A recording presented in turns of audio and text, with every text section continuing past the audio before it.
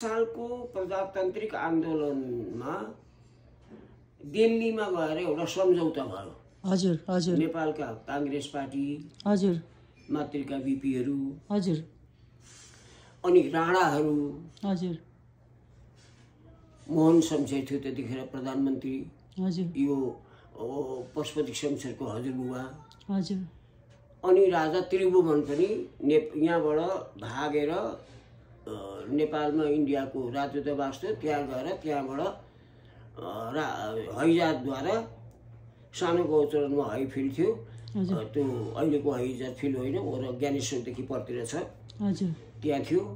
अनि राजा त्रिभुवन पनि भागेर इन्डियामा गए, राजा भागेर इन्डियामा पुगे। हजुर अनि जवाहरलाल नेहरूले इन्डियामा मोहन शमशेरहरूलाई पनि बोलाए। हजुर अनि त्योदेखि पछाडि नेपाली कांग्रेसहरूलाई पनि बोलाए। राणा पक्ष, राजा पक्ष र नेपाली कांग्रेसको आन्दोलन थियो नि त प्रजातन्त्रको, हजुर तिनै पक्षलाई दिल्लीमा बसेर एउटा दिल्ली सम्झौता गरे। हजुर त्यो सम्झौता कस्तो गरे भने, जुन राणा शासनका विरुद्ध नेपाली कांग्रेसले प्रजातन्त्रको आन्दोलन सुरुवात गर्यो, हजुर हजुर जसका विरुद्ध लड्यो, हजुर त्यही राणालाई नि फेरि प्रधानमन्त्री बनाए। ओहो हेर्नु है, हजुर मोहन शमशेरलाई हजुर दिल्लीमा सम्झौता भयो त राजा राणा र कांग्रेसको। हजुर हजुर अनि बीपीहरूले त्यहाँ एउटा ठुलो गल्ती के गरे भने, हजुर त्यसरी राजाले पनि साथ दिएको थियो प्रजातन्त्रका लागि, त्रिभुवनले, महेन्द्रका बाबुले, हजुर त्रिभुवनले दिएको। हजुर त उनीहरूले राणा शासनलाई समाप्त नगरिकन फेरि राणालाई नि त्यो प्रधानमन्त्री बनाएर त्यतिखेर बीपी कोइराला गृहमन्त्री भए। ओहो हजुर हजुर हजुर हजुर प्रधानमन्त्री हुँदा त्यहाँ अलिकति उनको कमजोरी देखियो। हजुर कांग्रेसको कमजोरी देखियो। हजुर बीपी गृहमन्त्री भएर आए, हजुर राणालाई नि प्रधानमन्त्री बनाए। हजुर अनि राजा पनि के भन्दाखेरि भने नेपाल फर्केर आए। हजुर आएर उनले के भने त्यो अन्तरिम सरकार थियो हजुर केही समयको लागि। हजुर त्योदेखि पछाडि संविधान सभाको चुनाव गर्ने भन्ने एउटा सहमति भएको थियो। हजुर राणा प्रधानमन्त्री हुने, बीपी बाबु गृहमन्त्री हुने भए।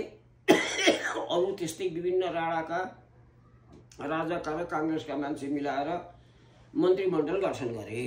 हजुर हजुर अब केही समय पछाडि, 7 साल पछाडि नेपालमा चाहिँ संविधान सभाको चुनाव गराउने र जनताबाट चुनिएका प्रतिनिधिहरूले नेपालमा कस्तो शासन व्यवस्था ल्याउन ठिक हुन्छ, ती प्रतिनिधिहरूले संविधान सभाको चुनाव गराएर संविधान सभाबाट संविधान बनाउने भन्ने सहमति भएर फर्केर आए। हजुर हजुर फर्केर आइसकेपछि बीपी कोइराला गृहमन्त्री भएका बेलामा एउटा चिनिया काजी भन्ने श्रेष्ठ, हजुर ऊ गृहमन्त्री हुँदा गोली लागेर मर्यो। हजुर हजुर अनि बीपीले चिनिया काजीलाई मारे भन्ने एउटा नारा पनि आयो कम्युनिस्टहरूबाट। हजुर हजुर त्यो चाहिँ चिनिया काजी चाहिँ कम्युनिस्ट समर्थक थियो, फेरि हजुर हजुर विद्यार्थी। हजुर ठुलो जुलुस भयो। हजुर अनि कम्युनिस्ट पार्टीले चाहिँ के गर्यो भने, यो दिल्ली सम्झौता धोका हो, यो खारेज हुनुपर्छ।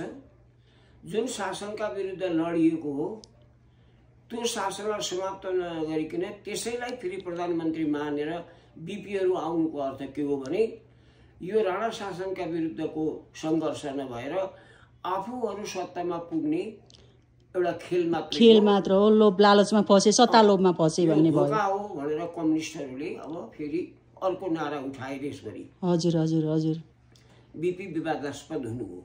हजुर अब जे भए पनि अब प्रजातान्त्रिक आन्दोलनमा संविधान सभाको चुनाव हुने भयो, नेपालमा लेख्न, पढ्न, बोल्न स्वतन्त्रता हुने भयो। अब यही अलिकति सानो उपलब्धि भए पनि यसलाई मानेर संविधान सभाको चुनाव गरेर संविधान सभाबाट सम्भावना जितेर आउने प्रतिनिधिहरूले नेपालको संविधान बनाएर अब देशलाई प्रजातान्त्रिक बाटोमा लैजाने एउटा ढोका खुलो भन्ने अर्थमा देशमा अब यी विरोधका स्वर पनि चर्किँदै गए, समर्थनका स्वर पनि चर्किँदै गए।